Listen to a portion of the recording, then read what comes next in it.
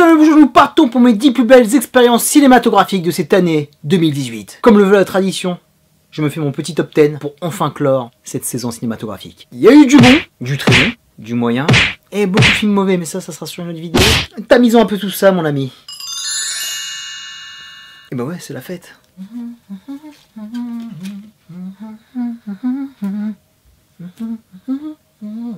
Hey! Alors comme tu sais, j'ai un gros cœur, je suis un mec généreux. Dès que j'apprécie un film, je l'aime de toute mon âme. Donc ça a été très difficile d'en dégager 10. Je fais une petite sélection où il y avait pratiquement une vingtaine de films. Malheureusement, je peux pas tous les garder. Trop là, je peux pas garder tout le monde.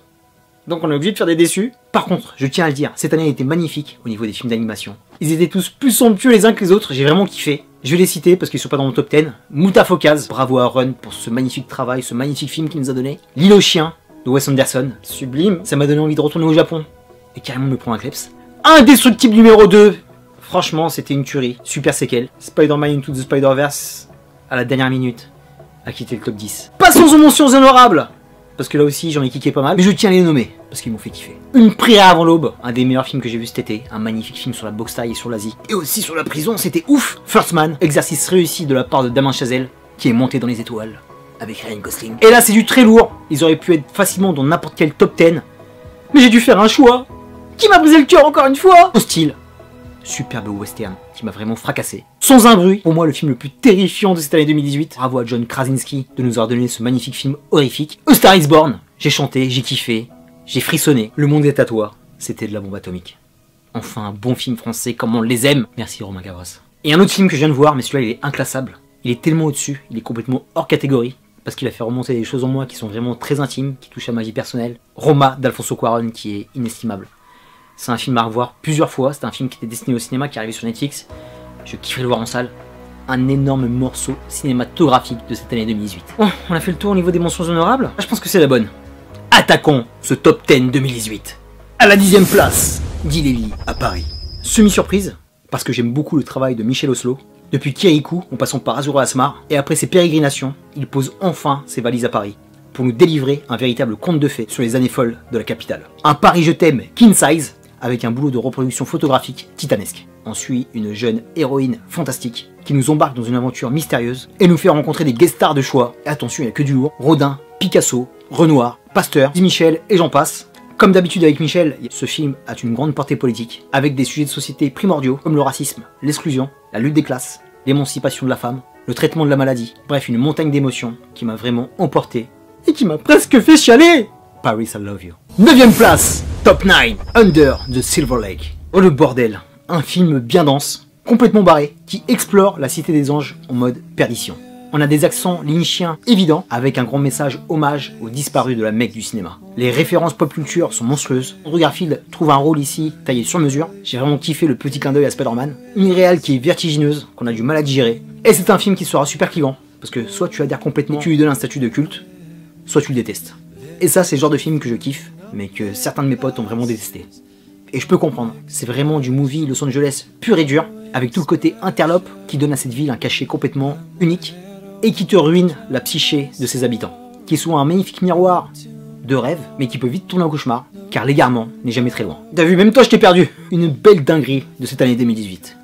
Under the Silver Lake. À la 8e place, Battleship Iceland, Corée du Sud mon amour. Encore un magnifique film qui rentre dans mon panthéon cinéma. Du cinéma surpuissant, au service de l'histoire. Un spectacle qui ose tout, servi par une mise en scène enflammée. Des acteurs qui multiplient les morceaux de bravoure devant la caméra. Un film de guerre qui t'en met plein la poire. Avec de l'action, du drama, du suspense, un maximum d'émotion. Avec la virtuosité qui fait la marque de fabrique de leur cinéma. Je vous aime trop les Coréens, bordel! Coréa! À la 7e place. Et là, j'aime quand le cinéma m'offre des surprises. Et celle-ci est une des plus grandes de cette année 2018. Je suis passé devant son affiche pendant plus d'un mois. Et ce film a eu un ton de record au niveau de l'exploitation. Et c'est ça qui m'a interpellé pour aller le voir. Je me suis dit, c'est pas normal qu'il soit là autant. Il se passe quelque chose avec ce film. Et ce long métrage, c'est Searching. Une surprise de motherfucker. Et je me serais voulu de rater ça, parce que c'est un excellent film. Celui-ci est un véritable casse-gueule par le parti pris de sa mise en scène. Mais ça passe à 1000%. Un pari réussi avec une réalisation novatrice qui nous embarque dans un thriller efficace à travers des écrans qui ont envahi notre quotidien sans qu'on le remarque. En plus de la réal, le tout est accompagné d'interprètes solides. Le premier en tête, c'est John Cho. C'était un acteur qui était pensionnaire des comédies bas du front où il faisait de la bouffonnerie. Le mec est un vrai bon acteur. Idem pour Debra Missing. Pour la jeune actrice dont j'ai oublié le nom, il y a toute cette chronologie familiale qui passe, qui te prend au trip, jusqu'au dénouement final. C'est fabuleux. Bravo à Searching. Searching, faut pas te chercher, hein, parce que le level était là. 6ème place, Ready Player One. Retour de Tonton Steven en mode patron. Il nous a rappelé à son bon souvenir, en nous montrant à quel point il est capable de créer des univers extraordinaires sur grand écran. Ce Ready est un rêve réussi.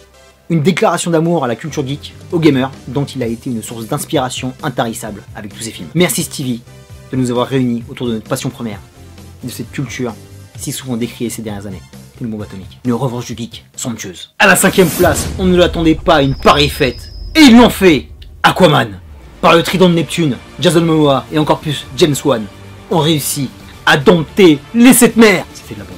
On ne sera jamais unanime sur le DCU. Il y aura toujours des polémiques autour de leur film. Ce sera toujours comme ça. Faut l'accepter. Mais cet Aquaman a réussi à conquérir nos cœurs en nous emportant dans un typhon de bonheur. Vous pouvez pas faire mieux là. C'était fun, c'était prenant. Un respect de la matière comics. La découverte de la mythologie atlante, avec toute sa faune, ses traditions et ses mystères. C'était généreux, décomplexé, percutant. Ça joue parfaitement avec l'ironie, ça déborde de créativité. Et enfin, ça relance une franchise jetée trop vite à la poubelle par les fanatiques. Je n'ai qu'un seul nom à scander. DCU, DCU, DCU. Calme-toi un peu, il reste encore quelques films. J'ai plus d'énergie là, je suis crevé là. 4ème place, top 4, et attention, nous montons en gamme. Detective D, number 3. Detective D numéro 3. Tsuyark, le meilleur réalisateur hongkongais. Tsuyark, le meilleur réalisateur tout court. Je m'enflamme quand même un petit peu. Mais c'est clair que s'il y a un classement, il est dans le premier tiers. Quelle longévité au plus haut niveau. Son détective est impressionnant sur toute la ligne. Il n'a pas fait le voyage pour rien, parce qu'il nous balance tout ce qu'il a en stock. La mythologie chinoise, de la magie, des fights de ninjas volants, des monstres sublimes, des caméras embarquées de partout, des combats au sabre à la chorégraphie magistrale. J'en ai pris plein les mirettes. Un des plus beaux spectacles cinématographiques de 2018 après Jésus-Christ. Vive Détective D. Vive Tsuyark. On arrive dans les lauréats 2018. Je fais une petite pause boisson, hein, je suis en sueur. Number 3, Annihilation. Alex Garland et sa touch SF m'ont encore frappé de plein fouet. De la science-fiction à multiples tiroirs, un magnifique numéro d'équilibriste qui nous donne une œuvre riche qui a capturé tous mes sens jusqu'au générique de fin. La SF que j'aime t'invite à la réflexion, aussi à la contemplation tellement la photo est belle, tellement les lieux et les couleurs sont sublimes. Un véritable numéro d'équilibriste qui te donne du suspense, des cliffhangers, de l'action, une grande part de tension et d'horreur, une ambiance de paranoïa qui fait la classe des plus grands films de ce genre. Et a crédité un des plus beaux castings de l'année, et une Nathalie Portman qui porte encore son rôle comme une grande routière du cinéma qu'elle est. Bravo Nathalie, bravo Alex. Numéro 2, numéro 2, Mission Impossible, number 6. Alors celui-là, c'est un des plus beaux cadeaux de cette année au cinéma.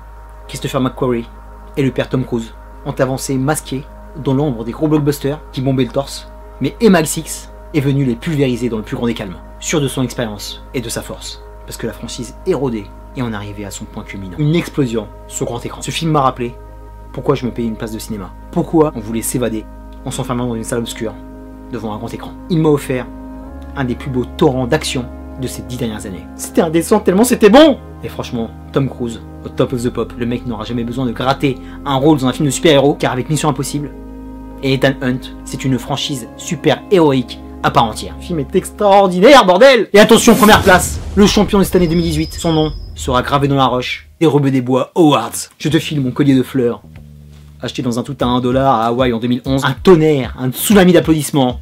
Faites du bruit pour Blind Spotting. Quelle œuvre cinématographique. Il a coiffé tout le monde au poteau. Un film que j'ai eu la chance de voir en salle, qui a un peu passé inaperçu. Mais plus j'y pense, et plus je l'aime.